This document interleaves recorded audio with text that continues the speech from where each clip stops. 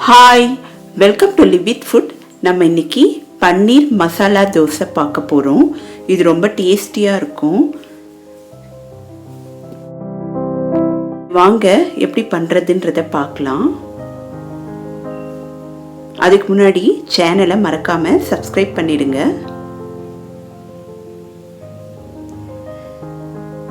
இப்போது பன்னீர் எடுத்துக்கலாம். இதை நல்லா இந்த மாதிரி துருவி எடுத்துக்கலாம்.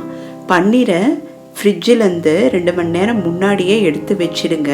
அப்போ தான் நம்மளால் இந்த மாதிரி ஈஸியாக துருவ முடியும். இது கடையில் வாங்கின பன்னீர். இந்த மாதிரி துருவி இந்த தோசை செஞ்சோன்னா டேஸ்ட்டு ரொம்ப நல்லாயிருக்கும்.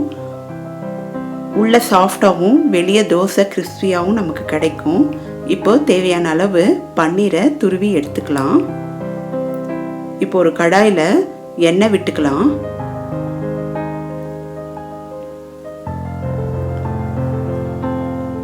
இப்போ எண்ணெய் நல்லா காயட்டும்.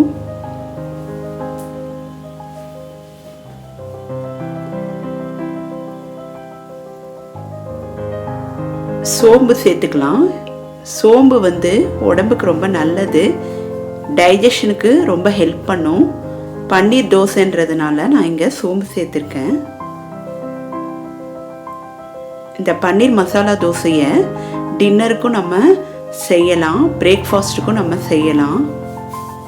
ரொம்ப ஈஸியான ரெசிபி இது. இப்போ சோம்பு நல்லா பொரிஞ்சிடுச்சு.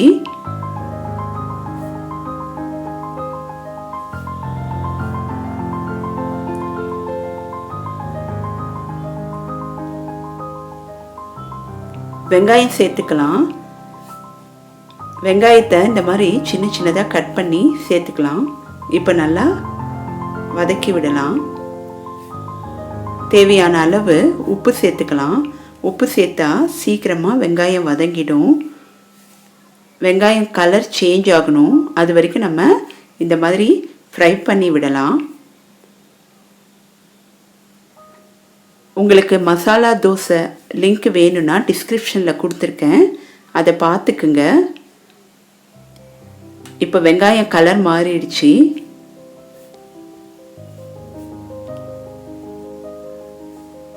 இப்போது வரமிளகாவை சேர்த்துக்கலாம்.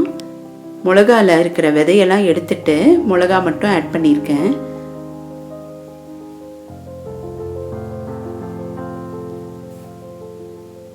கருவேப்பிலை சேர்த்துக்கலாம். இது இந்த தோசைக்கு ஒரு நல்ல வித மணத்தை கொடுக்கும், அதனால் ஃப்ரெஷ்ஷாக ஆட் பண்ணிக்கோங்க. கேரட் சேர்த்துக்கலாம். கேரட்டை நல்லா துருவி இதோட ஆட் பண்ணிக்கலாம். இந்த தோசை கொஞ்சம் ஸ்பைசியாகவும் மைல்டாக ஸ்வீட்டாகவும் சாப்பிட்றதுக்கு ரொம்ப நல்லா இருக்கும். இது தேங்காய் சட்னி சாம்பாரோட சாப்பிட்லாம். இப்போது கரம் மசாலா சேர்த்துக்கலாம்.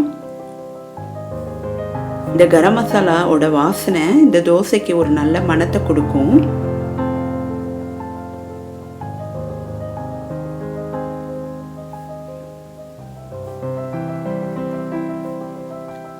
மிளகை நல்லா பொடிச்சு ஆட் பண்ணிக்கலாம்.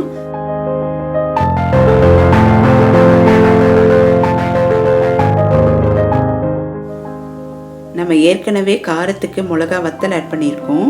இப்போ மிளகு பொடி ஆட் பண்ணியிருக்கோம். முந்திரியை நல்லா பொடிச்சு ஆட் பண்ணிக்கலாம். இது இந்த தோசைக்கு நல்ல ஒரு ரிச்னஸை கொடுக்கும், டேஸ்ட்டும் ரொம்ப நல்லா இருக்கும். இப்போ எல்லாத்தையும் நல்லா மிக்ஸ் பண்ணி விடலாம்.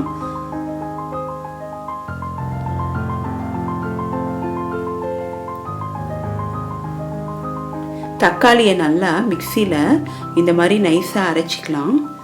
அதை இங்கே ஆட் பண்ணிடலாம்.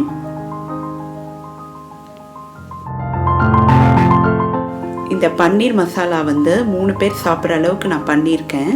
அதனால் 3 வெங்காயம் 3 தக்காளி சேர்த்துருக்கேன். இப்போது நல்லா வேகணும் தக்காளி, அதனால் ஒரு 2லேருந்து 3 நிமிஷம் மூடி வச்சிடலாம்.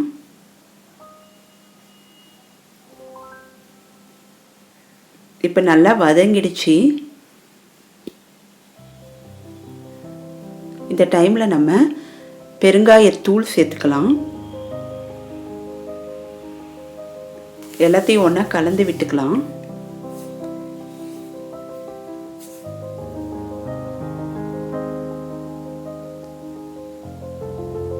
நமக்கு தேவையான அளவுக்கு கொத்தமல்லி சேர்த்துக்கலாம். நமக்கு இந்த ஃபில்லிங் ரெடி ஆயிடுச்சு. இப்போ நல்லா இலக்கி விட்டுட்டு அடுப்பை ஆஃப் பண்ணிடணும். அப்புறம் தான் நம்ம துருவிய பன்னீரை சேர்த்துக்கணும். இப்போ பன்னீரை சேர்த்துக்கலாம்.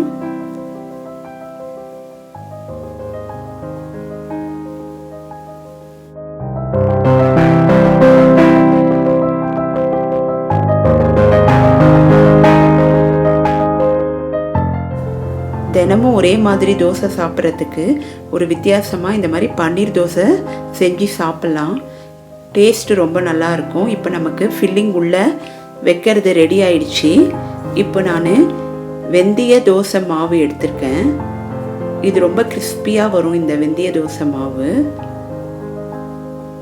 இப்போ கல்லை அடுப்பில் வச்சிடலாம்.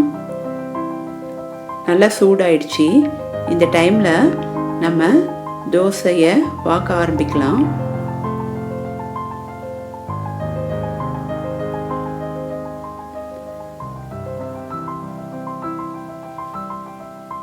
நான் இங்கே நெய் யூஸ் பண்ணியிருக்கேன். உங்களுக்கு நெய் வேண்டான்னா நீங்கள் எண்ணெய் கூட யூஸ் பண்ணிக்கலாம். இந்த வெந்தய தோசைக்கு கலரும் நல்லா இருக்கும். பாருங்கள், லைட்டாக நல்லா முருகணும். அதனால் கொஞ்சம் பொறுமையாக பார்த்து செய்யுங்க. கலர் சேஞ்ச் ஆகும். டேஸ்ட் ரொம்ப நல்லாயிருக்கும் இது. இந்த டைமில் நம்ம ஃபில்லிங்கை உள்ளே ஆட் பண்ணிக்கலாம்.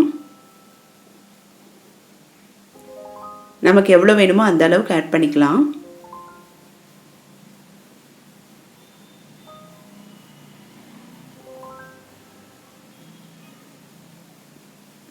நம்ம ஒரு தோசை சாப்பிட்டாலே ரொம்ப ஃபில்லிங்காக இருக்கும். அந்த அளவுக்கு டேஸ்ட்டு நல்லாயிருக்கும்.